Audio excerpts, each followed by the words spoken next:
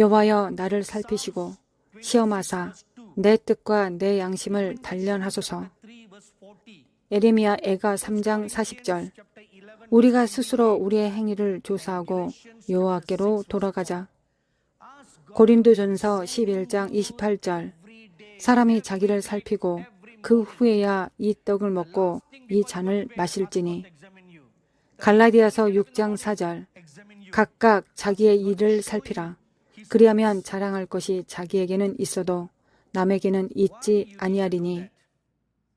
매일 아침 매일 밤 잠자리에 들기 전 마지막에 하나님께 당신을 살피시도록 구하십시오. 아침에 일어나서 가장 먼저 할 일은 하나님께 그분의 길을 보여달라고 구하며 당신을 살피는 것입니다. 왜 그렇게 해야 합니까? 성경은 당신이 구원받았을 때 구원의 옷과 의의 밧줄을 받았다고 말합니다.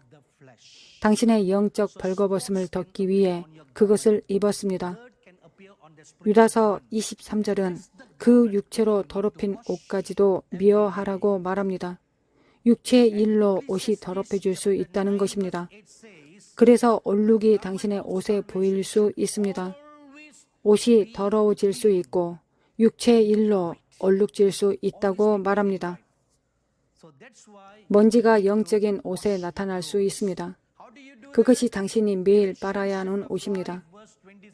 전도서 9장 8절에 내 의복을 항상 희게 하라고 말합니다. 항상 깨끗하고 희게 해야 합니다. 당신의 옷을 씻어야 하는 이유입니다. 여러분은 어떻게 적용합니까? 갈라디아서 5장 26절. 이는 곧 물로 씻어 말씀으로 깨끗하게 하사 거룩하게 하시고. 하나님의 말씀을 묵상하는 것이 당신을 깨끗하게 할 것입니다. 주 예수께서 제자들의 발을 씻으신 날의 실증을 읽었습니다. 요한복음 13장 10절입니다. 이미 목욕한 자는 발밖에 씻을 필요가 없느니라. 온몸이 깨끗하니라. 씻는 것은 깨끗하게 되는 것의 표입니다. 날마다 하나님의 말씀으로 자신을 씻어야 합니다. 하나님 앞에 앉아 말씀을 읽기만 하지 말고 말씀을 묵상하십시오. 말씀을 묵상할 때 말씀이 당신 속에 들어가서 당신을 씻고 깨끗하게 할 것입니다. 세 번째 원칙은 아내나 남편을 가까이 하지 말라는 것입니다. 이것은 3일 동안 성적 관계를 하지 말라는 의미입니다. 왜일까요? 성행위는 두 사람 사이의 결합입니다. 고린도후서 6장 14절과 15절에서 그것을 말해줍니다. 너희는 믿지 않는 자와 멍에를 함께 매지 말라. 의와 불법이 어찌 함께하며 빛과 어둠이 어찌 사귀며 그리스도와 벨리알이 어찌 조화되며 믿는 자와 믿지 않는 자가 어찌 상관하며. 결혼하지 않는 사람이나 결혼한 사람이 다른 파트너와의 성적 결합은 잘못되었습니다. 왜냐하면 결합을 맺는 것이기 때문입니다. 그것은 미스터리입니다. 에베소서 5장 22절에서 26절을 읽으면 알 수 있듯이 사도 바울이 이것에 대해 설명합니다. 그는 그것이 미스터리라고 말합니다. 성적 관계를 맺으면 두 영혼이 하나가 됩니다. 하나로 결합됩니다. 아기가 태어나면 아기가 아버지와 어머니의 DNA를 물려받습니다. 아기는 아버지나 어머니와 닮았고 아버지나 어머니와 같은 특징을 보일 것입니다. 저는 2명의 여자 형제가 있습니다. 한 명은 누나이고 한 명은 여동생입니다. 저는 둘째이고 남동생이 있습니다. 아버지는 먼저 누나를 택하셨습니다. 그녀가 첫째였기 때문입니다. 아버지는 누나를 너무 많이 사랑했습니다. 저는 항상 아버지가 여동생에게는 왜 그렇게 많은 애정을 보여주지 않았는지 궁금했습니다. 중간 사람들은 항상 그런 부분이 있습니다. 맞습니까? 여러분 사이에서도 그게 사실인가요? 우리는 모두 같은 속박 아래에 있습니다.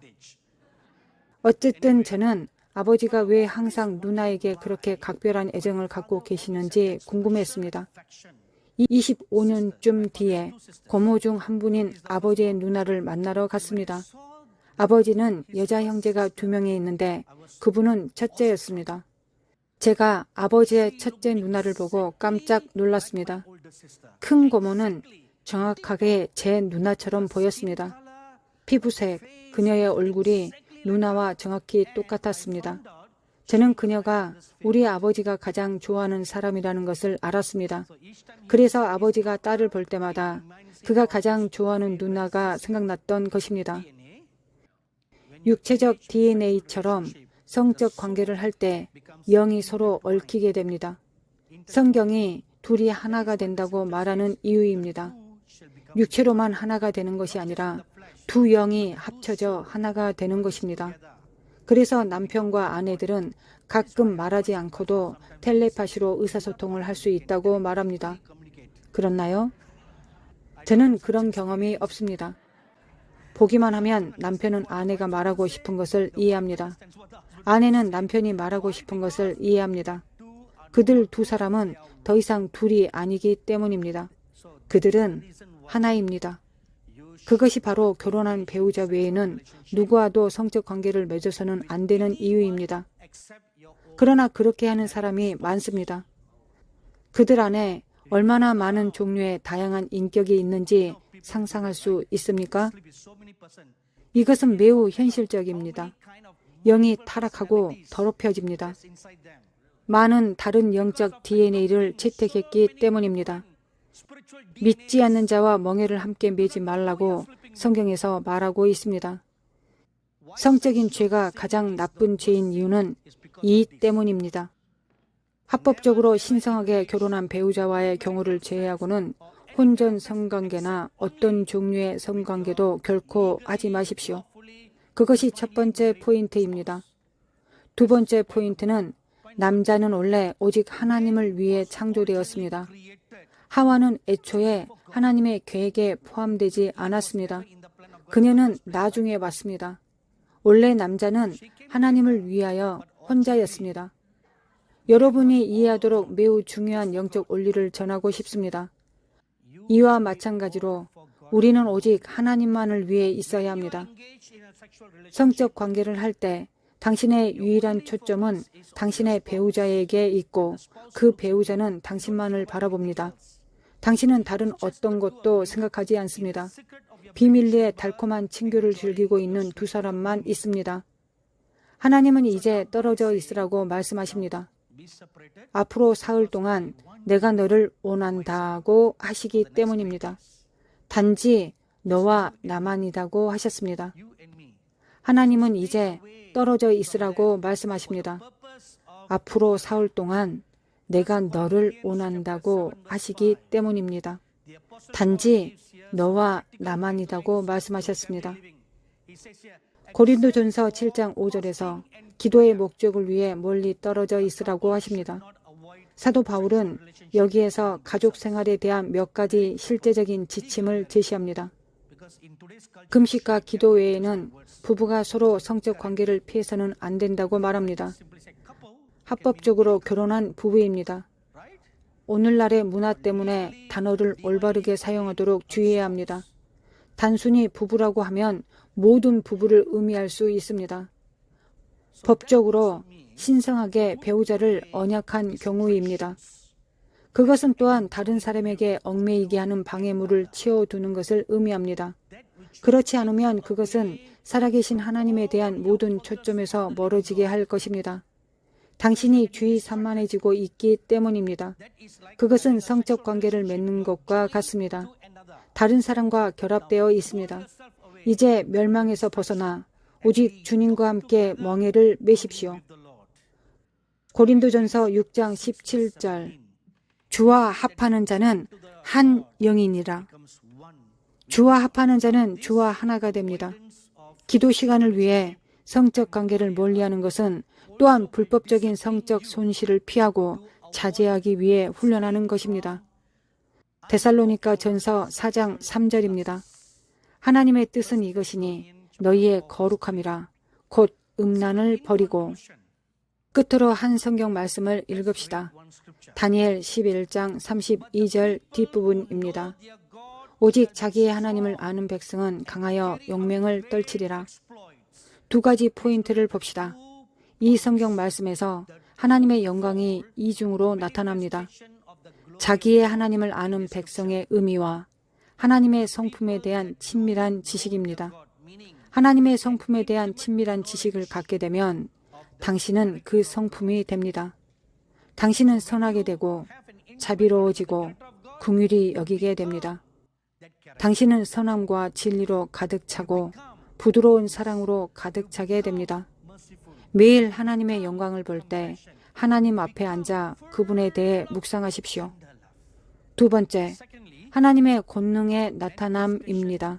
그들은 큰 일을 행할 것입니다. 이것이 장차 올 하나님의 영광입니다. 다가올 날에 하나님께서 하실 일에 관하여 하나님 보좌에서 여러분에게 전하는 말씀입니다. 마지막 결론입니다. 이것은 쉐키나를 위한 특별한 말씀입니다. 제가 오늘 아침 10시 13분쯤 교회에 들어와서 저기 서서 오늘 제가 할 일을 준비하기 위해 기도하면서 주 예수 그리스도께서 이 자리에 나타나신 것을 보았습니다. 저를 향해 걸어오셨고 중앙에 서셨습니다. 첫째 날에 금그릇 놓인 바로 그곳에 서셔서 말씀하셨습니다. 내가 이 교회에 새 일을 행할 것이다. 그 전에 내가 이 교회를 정결케 하고 씻고 쓸어버릴 것이다. 그런 후에 내가 그들 가운데서 내 영광을 나타낼 것이다. 세 가지입니다. 첫 번째, 내가 이 교회에 새 일을 행할 것이다. 두 번째, 내가 이 교회를 쓸어 깨끗하게 할 것이다. 세 번째, 이는 잔해물이 있다는 것이다. 더러운 것, 부정한 것, 불필요한 것이 있습니다. 부정하지 않지만 불필요한 것이 있을 수 있습니다. 죽은 나뭇잎, 쓰레기, 부러진 가지 등을 쓸어버리고 깨끗하게 해야 합니다. 뭔가를 쓸어버릴 때 그것을 간직하기 위해 쓸지는 않을 것입니다. 이 교회 밖으로 쓸어버리기 위해 쓸 것입니다. 그러면 영광이 올 것입니다. 아멘.